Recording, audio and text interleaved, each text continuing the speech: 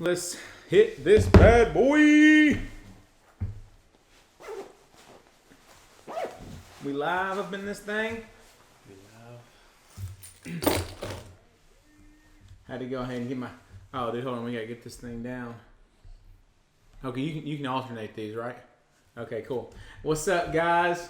So today we're gonna go over something that's one of my favorite things, man. One of my favorite things about real estate. Hold on, I gotta go live. Hey, if y'all aren't following me on Instagram, go ahead and do that. I'm about to go live there. And then also I need to know if there's a way for me to be able to go live on my Instagram and tag people. What's up, Jeremiah? Guys, today we're going, future reference on whatever we go live on, put the topic on it. Today we're gonna go live on how to negotiate the deal, right? And how to negotiate the deal and actually win the deal versus lose the deal. I know a lot of people in any type of sales. I remember going back from when I was in retail sales on how I could negotiate being able to upsell people into things that would actually benefit them. But we're going to specifically go into depth with how to negotiate, what to do, the strategy, and actually how to close those deals and actually get you to the finish line. So we're going to wait a few seconds. Everybody watching, please go out and share this. Comment below. Let us know that you're here, right? Hit us. What's up, Jason Dillon? What's going on?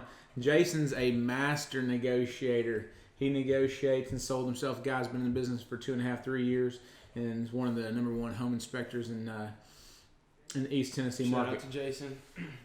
But yeah, so we're going to go in depth today about the art of the negotiation. Some of you guys may have read a book by Donald Trump. He goes over the art of the negotiation, the art of the deal. So we're going to just go over some key strategy points. Brian, if you can put the camera on, or the other camera on, and we can show everybody what we're actually looking at. So we're going to let a few more people tune in, and we're going to dive right into it.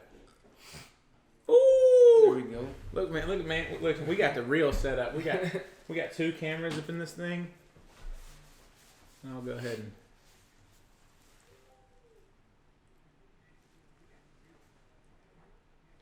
there we go here. Okay, cool. Let me back that up.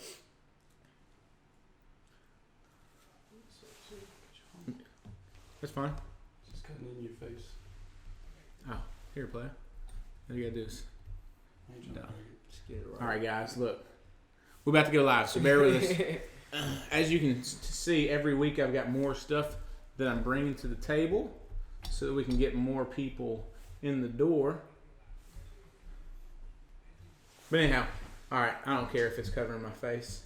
But yeah, so we're going to go over, some of the key points. As you can see here, you want to begin with the end in mind, right? So you want to make sure that you start the negotiations you want to know what the end goal is. So I'm a big believer in communication. Communication cures.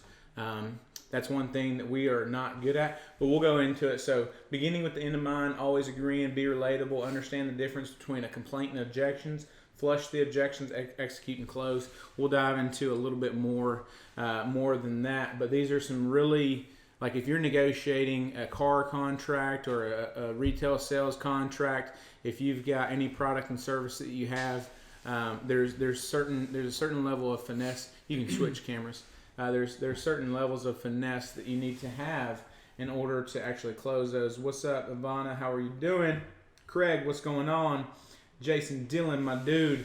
For all of you guys out there, just shoot me a comment, shoot me a like, do a Real Talk Mondays, hashtag Real Talk Mondays, and we'll go right down into it. So let's just say that an offer comes in, or someone gives you.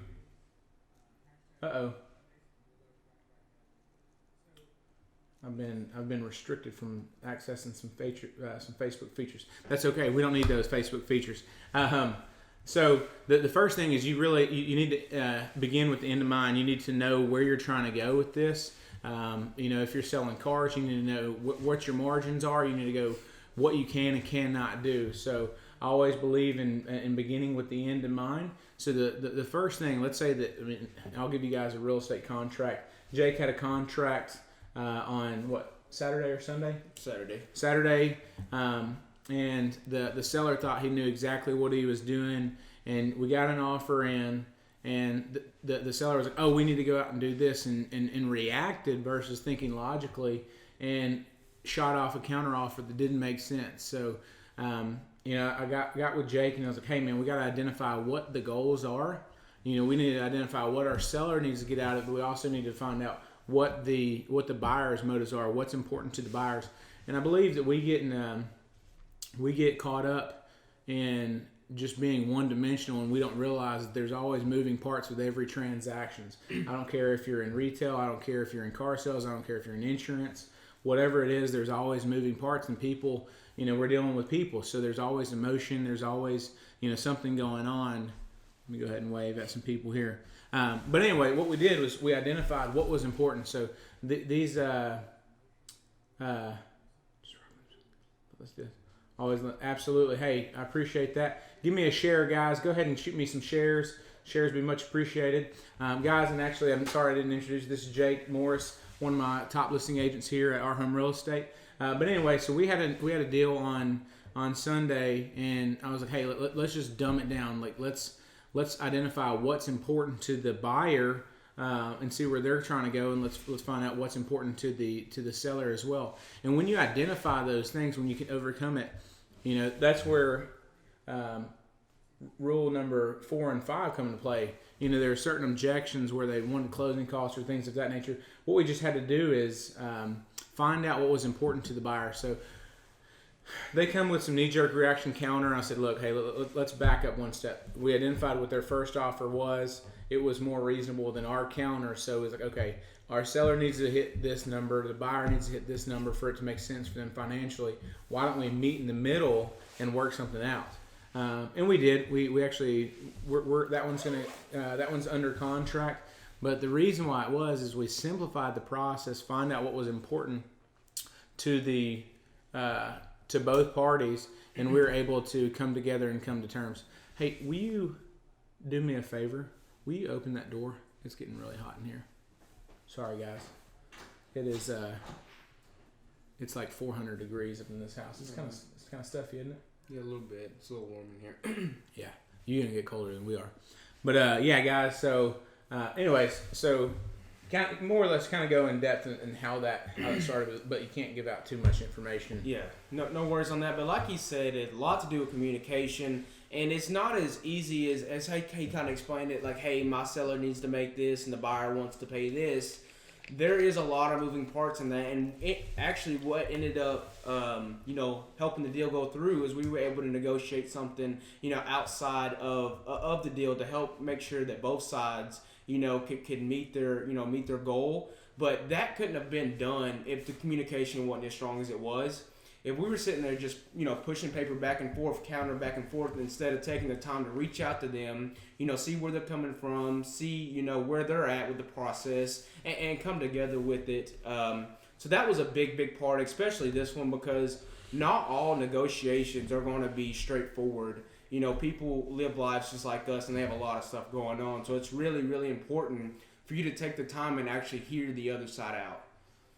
Yeah. So, they just had to get creative with their lending. Identify what it was that they could do, what the lender could do, and we all came together. A lot of people will get heated in negotiations, and I always find that staying calm always helps out, no matter what. If a buyer comes into the table and they offer something absolutely ludicrous, right? So let's say that I'm shopping insurance, and I tell somebody I want my premiums to be $50 a month. Well, that person knows that that's ludicrous, that that's not feasible, that they're not going to be able to get that. But say, hey, listen, thank you for that, right? Agree with them. I think that's where a lot of times that most people, salespeople, they want to be right. And being right is not the reality. When you're negotiating, you always want to agree with them. Hey, man, I totally understand. I bet that would help you out. but let's try to identify what's actually realistic. Let's try to go out and come and meet and get together on terms, where like that kind of goes together with even like just setting appointments. Like there's so many times that you have to negotiate. Like whenever you're going out and communicating, you always have to agree. You always identify like, okay, hey, listen, absolutely, that makes sense to me. I understand. And when you do that, people are normally used to getting a wall, right? They're normally used to someone that's going to go out and give them some ludicrous answer like, no, you're an idiot. When you say, okay, hey, that makes sense, I can understand that, you're right. Even if they say something stupid, they may say, no, you're a moron. You know what? You're right. I'm a moron. But however, let's get back to it. And how many times, like through negotiations, like another agent will get upset or they'll get heated and like, you know what, man, you're right. I was wrong. Let me apologize on that. Now why don't we come back to back to terms? And I think that's where being relatable comes into play. Like when you're negotiating contract, you have to understand where these people are coming from. Exactly. Right? No, I'm with you 100%. And one of the things that you've done that I've picked up on now is before, if we get an offer on one of our properties, first thing we're going to do is, of course, tell our seller, we automatically reach out to the buyer's agent, let them know like, hey, we got the offer, we want to make this work, so let's work together. Let's go ahead and start on the right foot. We both want to get this under contract. Your buyers need a house, our sellers need to sell. So let's start from the right foot by working together, first and foremost. Absolutely. And that's being relatable, but communicating. In real estate, I'm a big believer in being able to work things out together without pushing 50 different counter offers. I believe in saying, hey, what's the most important thing for your buyer? And then what's the most important thing to your sellers? And getting that together and then start, pushing paper. But in my experience, when you push paper back and forth a bunch of times, that's when deals fall through. That's when you're not, you're not beginning with the end in mind. So the end in mind is the close, right? So whenever somebody goes out and they're coming to you on a car lot, you want to be able to know, hey, look, today I've got to close a deal. I've got to get something I've got to close. Then you got to agree with them, like, hey, listen, let them make your proposal. I had someone yesterday. I'm looking for some multifamily. And of course, when I negotiate, I tell people like, look, man, hey, I'm not going to be your home run, And then what that does is that it flushes, it starts me being able to negotiate first. I like, hey, look, I want to tell you guys, I don't mean to disrespect you, but when I negotiate, I'm on the low end because for me, the deal has to make sense financially for me. Now, that's a lot different. I mean, my buying is completely different than others, but people understand and they appreciate that I'm transparent with them on the front end. You can close that now. Sorry about that, guys. Got some new construction. Got some new construction. Who's looking to buy a house? We will help you. But I let them know, like I communicate, hey, look, I don't mean to offend you. This is where I'm at. This is where it makes sense for me.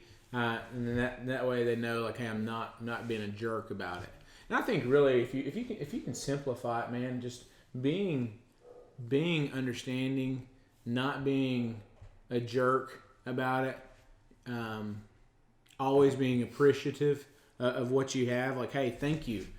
That's a lowball offer, but thank you for presenting that offer. That's better than no offer.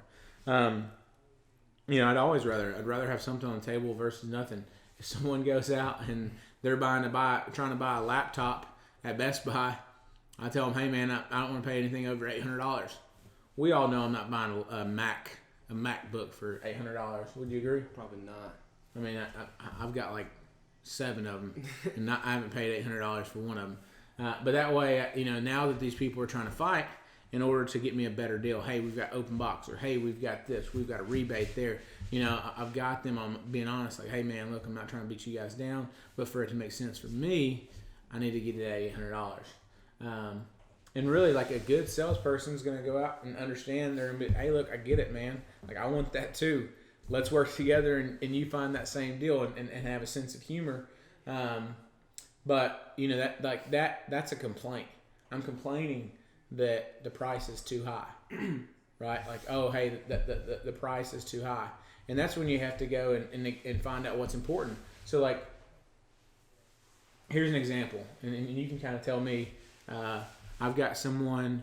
They give me I'll give you an example of one I just had. We had a property listed at $219, got an offer at $205.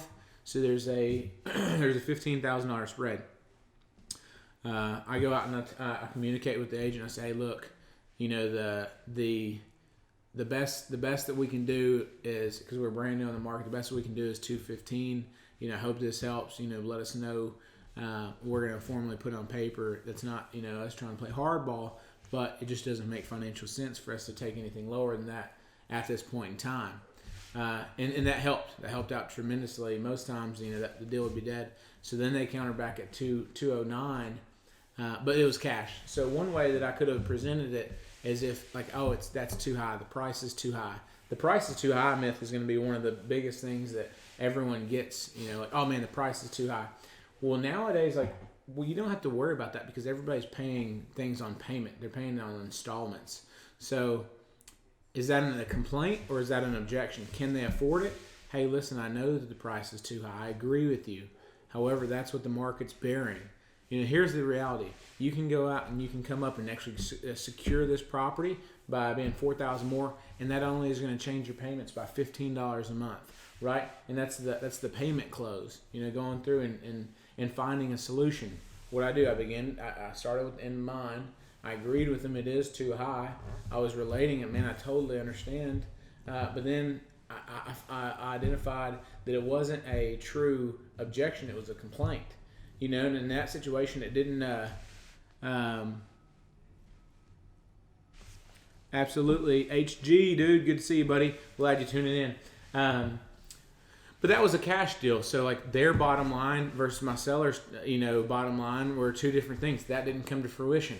But, you know, we negotiated too long, and execution, in my opinion, is one of the things. Wouldn't you agree? Like, so whenever you're negotiating, going back and forth for a long time or giving people think, it gives them, you know, it gives them a way out, right? Well, yeah, that's what, like you said, sells across the board. No matter what you're selling, the longer the period of time is after, you know the situation, you know the price point, that period of time right there is very crucial. Because, I mean, if that's lasting more than, 8 to 10, 12 hours, maybe 24 hours, those are way less likely to come to terms if they do it in the next hour or, the next 30 minutes. So I'm definitely there with you. Wanted to touch on one of the things that you were saying is always agree. Always, no matter who that is or what that is, because the reality of it, if someone's coming at you in that type of manner, most likely they're thinking with emotion.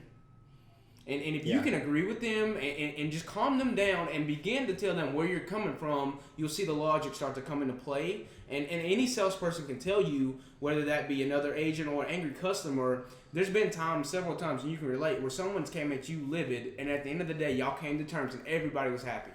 So that's a big thing. Every day. That's a big thing, is it not? I mean, every day. So that's definitely something that I like that you said right there, and I can definitely relate on that. Give the people. So Jake's been in the business for about 5 or 6 months, doing really well. He's got a closing tomorrow. He's closing a few here recently. Give them an example of maybe like a negotiation, whether you're just negotiating to get an appointment or you're negotiating contract. What was the hardest sale close that you've made so far in your real estate career? That's tough, man, because there's been tough ones, and there's no doubt about that. Especially due to the low inventory on the market. I'm probably going to touch more on an appointment. Just because, I mean, negotiations wise, you've been there it's going to help me out. So it's made it go a lot smoother. And when it comes to getting appointments and stuff like that, that's what I've been solo doing. So probably one of the hardest ones was the one that listing we just got out in Kingston. This is a guy that, I called him on the phone because his property went expired and they had a horrible experience with their last realtor. Not only did they not sell the house, but they had it under contract and bought another one, and their contract ended up falling through. So not only did they not sell, they missed the hottest months, which are the summer and spring, but they had another mortgage on top of that. Woo! And apparently the realtor told them exactly what they wanted to hear and this and that, and didn't follow through with any of it. So I reached out to this gentleman probably early last week and had a 30-minute conversation with him, and we record all of our calls. So I mean, if anybody was to go back and listen to that, when we first got on the phone, there was no chance in the world that this guy would even talk to me, more or less book an appointment. But it was doing exactly what you were saying, is, relating, breaking down, and tell him, hey man, I get it. That really ticked me off too if that happened, and I can definitely see where you're coming from. But bring them back to reality. Once you get that sales walls down, bring them back to reality. Reality of it is, at the end of the day, you still want to do this, and that, and it's going to help you get there. So if that was possible, are you going to close that out at all, or are you just going to let your previous experience, block you from getting where you want to go? So that's a good one. That's just a prime example. And I get it, though. That's the thing about it with me, is I get that. I get if I pick up the phone and call somebody and they're mad at me, I get exactly where they're coming from. So that's one of the big things, is understanding what they're going through. Hey, so he hit on something. Hey, one good thing is, don't let your last bad experience prevent you from having a good experience. Like, don't let your last bad buy prevent you from buying something that's going to be good, right? So, if you can simplify it, like, you have to know where you're going, right? If you don't know where you're trying to negotiate to, it's never going to come to fruition, right? You have to begin with the end in mind. There's actually a book about that. You guys can read all about it. I'll share it if somebody comments or has questions about it. I'll go in depth about that. But you always have to agree. And that blows my mind that so many people will go out and tell somebody that, no, that's wrong. Like, here's the thing: if you're negotiating with me and you tell me I'm wrong, like, I'm not buying from you. Like, oh no, you're wrong. Even if I'm wrong, It doesn't matter. Doesn't matter. Hey, listen, man, Jay, that makes sense. I've had a lot of people. You can tell them. I mean, you can be right and still agree. Jay, I totally agree. And actually, I've thought the exact same thing. When we actually got to digging and found out the actual real research on that, this was the results. That's a whole lot better than saying, no, Jay, you're wrong. Yeah. Do you win by being right, or do you win by closing the deal? You're not going to win by being right. No one wants to buy, or no one wants to work with a know-it-all. No. And I think in my past experience, I wanted to be right, so I'm like, you know what? No, hey man, you're wrong.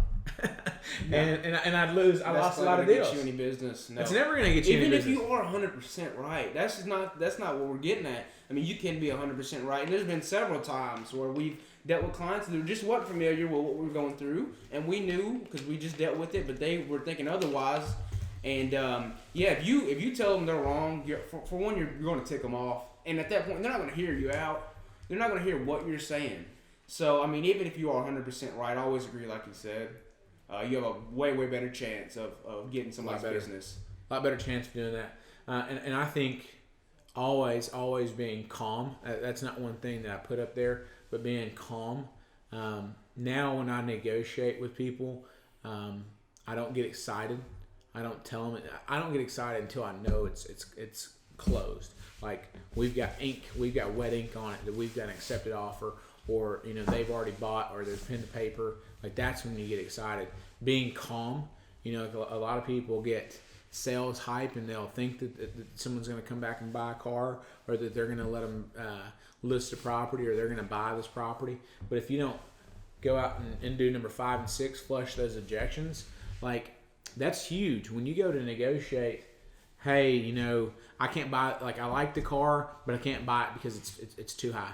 Hey, listen, man, I totally understand. The price is too high. A lot of people have felt the exact same way. However, but whenever they actually sat in it and they test drove it and they actually started playing with all the features and they had the navigation and like all of a sudden and they started feeling warm because the seat warmers went on, and then the massager started rolling. They're like, man, look, you know what? I'm over budget. Who cares? Let's go ahead and do it anyways. No, exactly. One of the things you always say is, if it, other than it being too high, is there anything else? Yeah. What else? Flushing the objections. Hey, listen. Other than hey, let's just say that you're right now. You right there. I'm looking at you. You're in a contract, or you're trying to get a contract. You had a lead come in. They looked at a property. They looked at a product that you're selling. Say you're selling coaching services. Hey, man, I saw you came in and looked at our site. Have you seen enough to make a decision now? It's either yes or no. If yes, great, close. If no, great.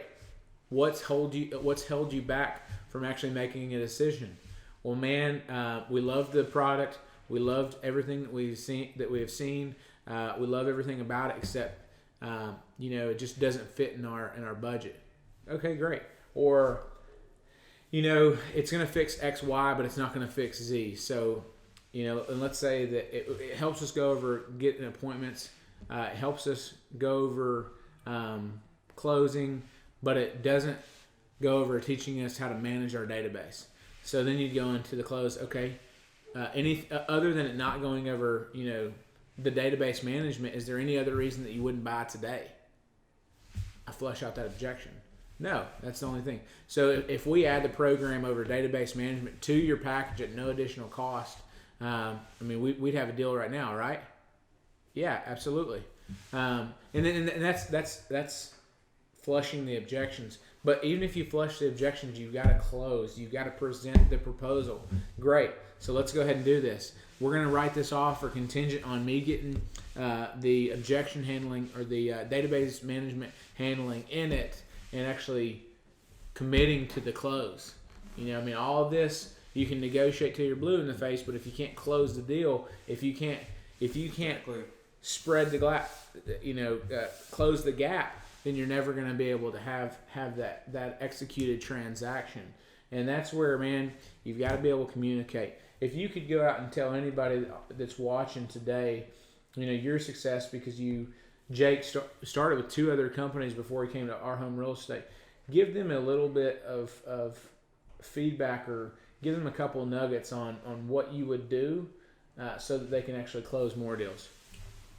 To close more deals, well, of course, you gotta have. If we're talking about actual deals, you obviously gotta have the appointments to get there. So that's first and foremost, and that's something we went over from day one. We're not gonna get to the closing table if we can't get to somebody's house and get an appointment. So other than that, what you really gotta realize, and this is something that I picked up, outside real estate, I kind of bring this to real estate because I did start in insurance before.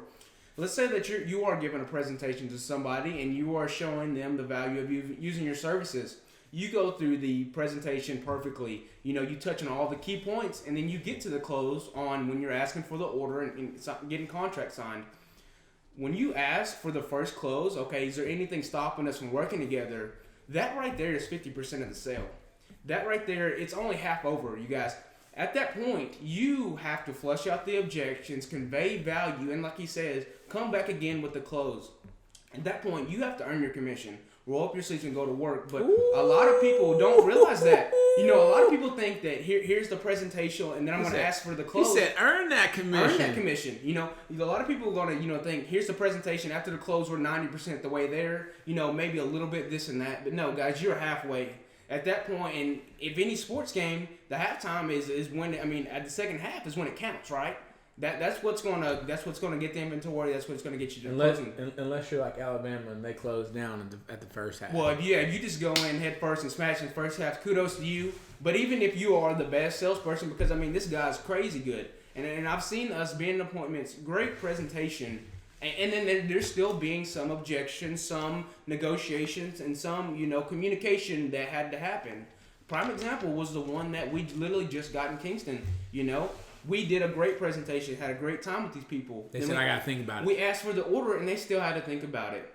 But no, we broke down I told them, I said, what do you got to think about? Yeah, we broke down to them, got on their level, found their pain points, found out what was bothering them and what would help the problem, and truthfully earn their business. So, biggest advice, guys, when you're doing a presentation or even on the phone and you ask for the first appointment, the first contracts, it's halfway right there. You have to be cognizant of that. Know that there's a lot more work to do if they don't say, yes. Great salespeople knows it takes about 5-6 no's to get a yes, but it's worth it though. Tell you that. Any questions, guys? You got us for about another 2 or 3 minutes. I'm trying to keep these things tight. We got about 2 or 3 minutes left to answer any questions that you guys may have. Guys, if you haven't, give me a hashtag Real Talk Mondays. But yeah, Anyone out there, give me a question. Give me a question. I'm gonna answer it for you real quick. And if we don't have any questions, then you just must be absolutely crushing it. Why are you watching this video? It's fine. Yeah.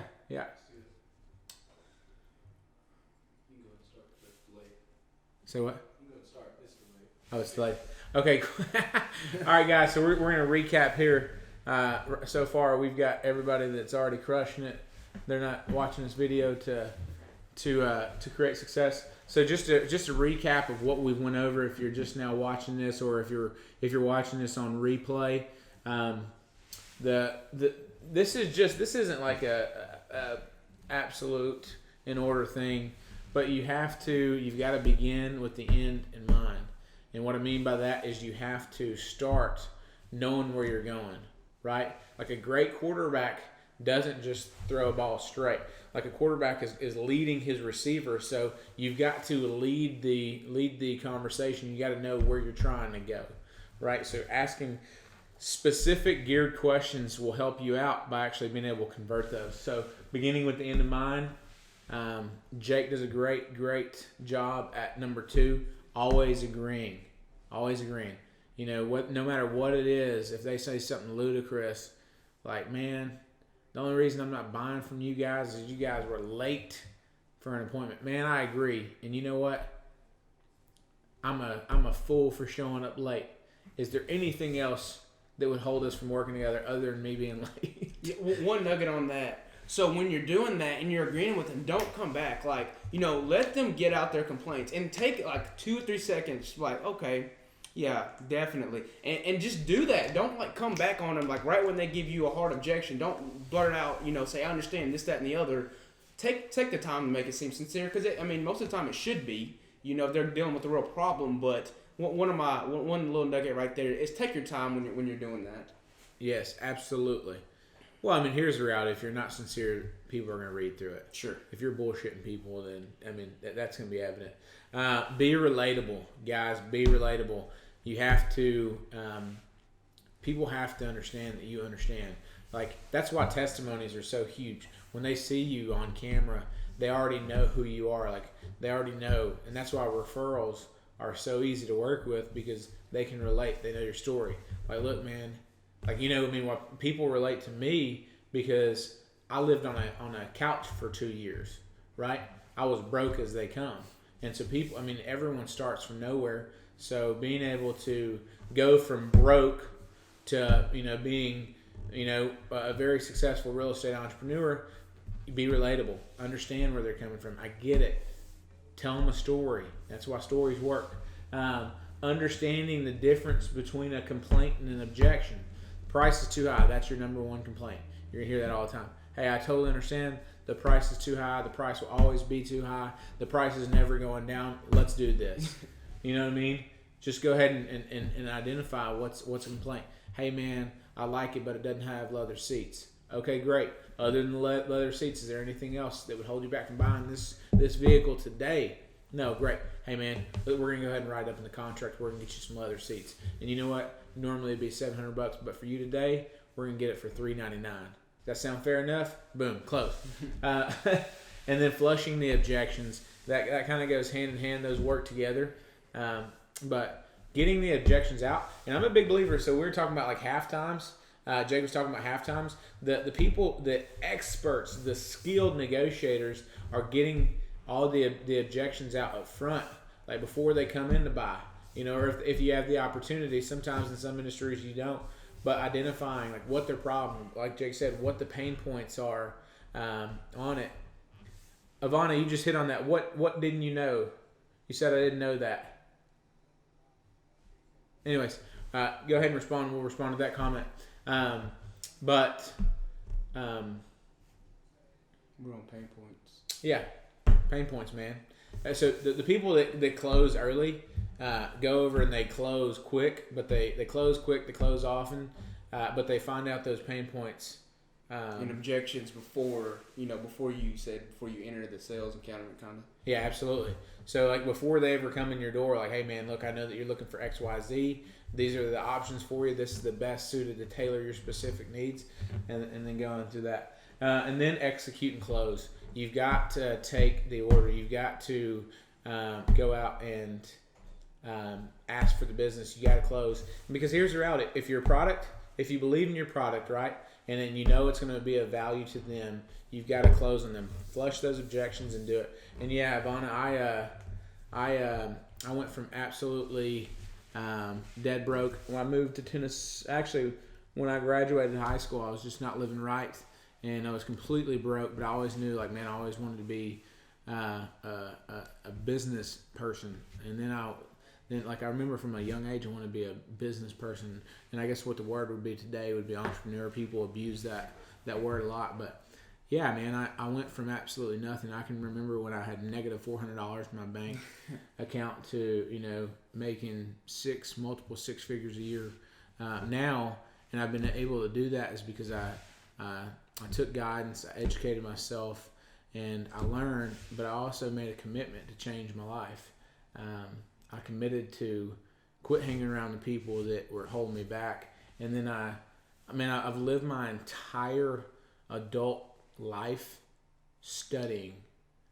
I've got more time probably invested in knowledge than most people. I've got probably, I wouldn't say as much as a college degree, but I've got $50,000 to $100,000 invested in myself in going to seminars, coaching, mentorship. And that's one thing that I've always done well, is reaching out to people to help me, grow and do that. So yeah, man, I was broke as shit.